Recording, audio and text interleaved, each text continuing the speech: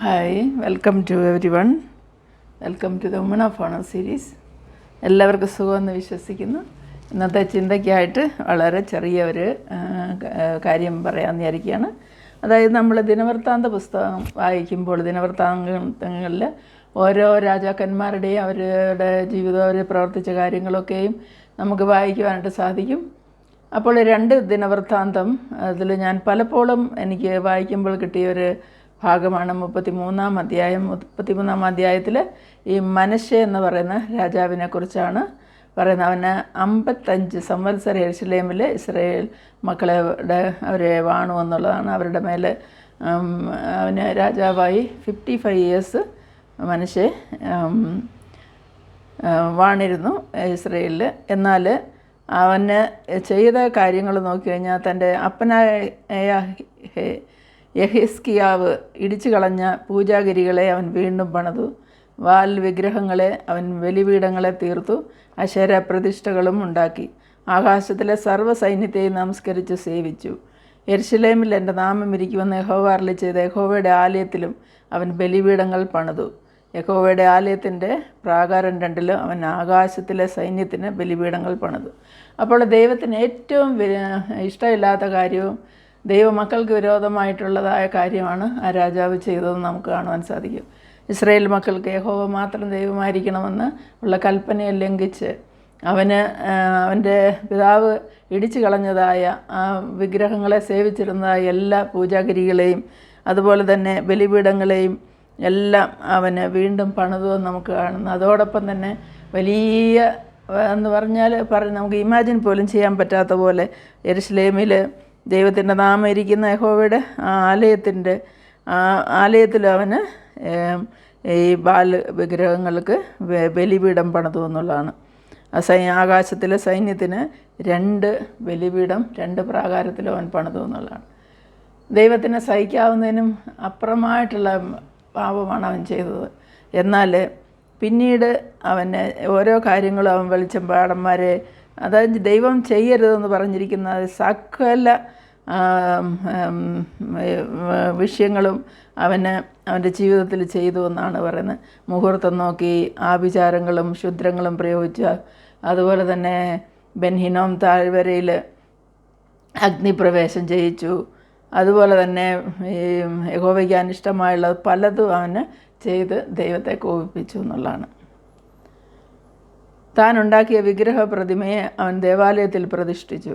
ഈ ആലയത്തെക്കുറിച്ചോ, ഈ ആലയത്തിലും ഞാൻ ഇസ്രായേൽ ഗോത്രങ്ങളിൽ നിന്നും തിരഞ്ഞെടുത്തിരിക്കുന്ന യെരുശലേമിൽ ഞാൻ എൻ്റെ നാമം എന്നേക്കും സ്ഥാപിക്കുമെന്ന് ഞാൻ മോശെ മുഖാന്തരം ഇസ്രായേലിനോട് കൽപ്പിച്ച സകല ന്യായപ്രമാണത്തെയും ചട്ടങ്ങളെയും ന്യായങ്ങളെയും അനുസരിച്ച് നടപ്പാൻ അവർ സൂക്ഷിക്കുമെങ്കിൽ ഞാൻ നിങ്ങളുടെ പിതാക്കന്മാർക്ക് നിയമിച്ച് ദേശത്ത് നിന്ന് അവരുടെ കാൽ ഞാൻ ഇനി നീക്കിക്കളയുകയില്ല എന്ന് ദൈവം അരുളി ചെയ്ത കാര്യമാണ്. ദാവീദിൻ്റെ മകൻ ദാവീദിനോടും അതുപോലെ തന്നെ ശലോമോനോടും ദൈവം അരുളി ചെയ്ത കാര്യങ്ങളാണ് ഇതൊക്കെയും. അപ്പോൾ ഈ യെരുശലേം എന്ന് പറയുന്ന ആ ദേവാലയത്തിൽ തന്നെ ദൈവത്തിന് അനിഷ്ടമായിട്ടുള്ള പല കാര്യങ്ങളും ചെയ്തെന്ന് മാത്രമല്ല, ജാതികളുടെ എല്ലാ വേണ്ടാത്ത കാര്യങ്ങളും ജാതികളുടെ ആചാരങ്ങളും അവൻ അനുഷ്ഠിച്ചു എന്നുള്ളതാണ്.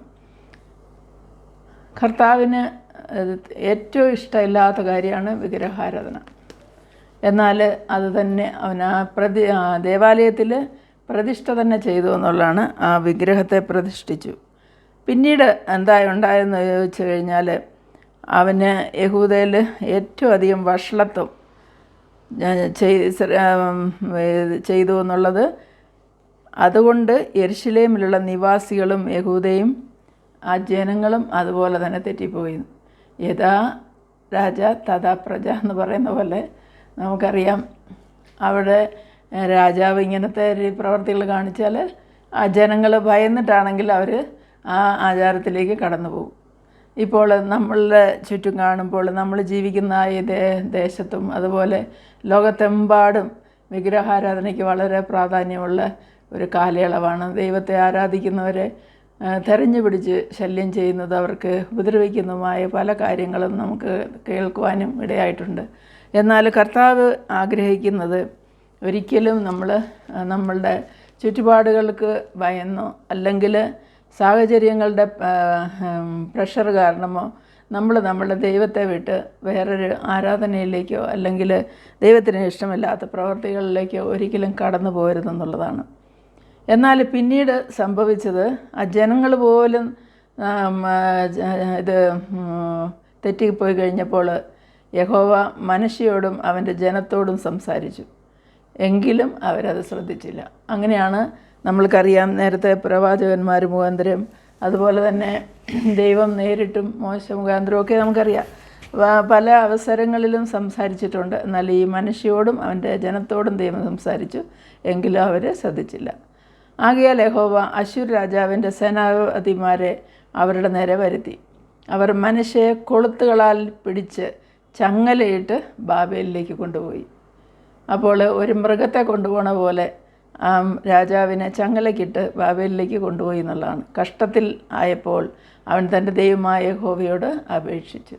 അപ്പോൾ അവൻ്റെ ജീവിതകാലത്തിൽ ഈ ചെയ്യരുതാത്തെല്ലാം പ്രവർത്തിച്ചിട്ടും അവന് ഏറ്റവും കഷ്ടം വന്നപ്പോൾ അവൻ്റെ കണ്ണ് തുറന്നു എന്നുള്ളതാണ്. അപ്പോൾ അവൻ തൻ്റെ ദൈവമായ യഹോവയോട് അപേക്ഷിച്ചു. തൻ്റെ പിതാക്കന്മാരുടെ ദൈവത്തിന് മുമ്പിൽ തന്നെ തന്നെത്താൻ ഏറ്റവും താഴ്ത്തി അവനോട് പ്രാർത്ഥിച്ചു. അവൻ അവൻ്റെ പ്രാർത്ഥന കൈക്കൊണ്ടു, അവൻ്റെ യാചന കേട്ടു. അവനെ വീണ്ടും യെരൂശലേമിൽ അവൻ്റെ രാജ്യത്വത്തിന് തിരിച്ചു വരുത്തി. യഹോവ തന്നെ ദൈവമെന്ന് മനുഷ്യയ്ക്ക് ബോധ്യമായി.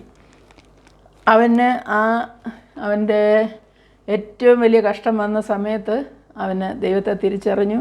അവൻ്റെ പിതാക്കന്മാരുടെ ദൈവത്തിന് മുമ്പിൽ അവൻ തന്നെ താഴ്ത്തി ഏറ്റവും വീണ് അവനെ അപേക്ഷിച്ച് ദൈവസന്നിധിയിൽ അവനെ തന്നെ താഴ്ത്തി അവൻ പ്രാർത്ഥിച്ചു. അവൻ്റെ പ്രാർത്ഥനയും അവൻ്റെ യാചനയും ദൈവം കേട്ടു എന്ന് നമ്മളിവിടെ വായിക്കുന്നു. അപ്പോൾ എത്ര തെറ്റിപ്പോയാലും, എത്ര നമ്മൾ പുതിയ നിയമത്തിൽ ധൂർത്തുപുത്രനെ കുറിച്ച് നമ്മൾ കേൾക്കുന്നുണ്ട്, വായിച്ചിട്ടുണ്ട്.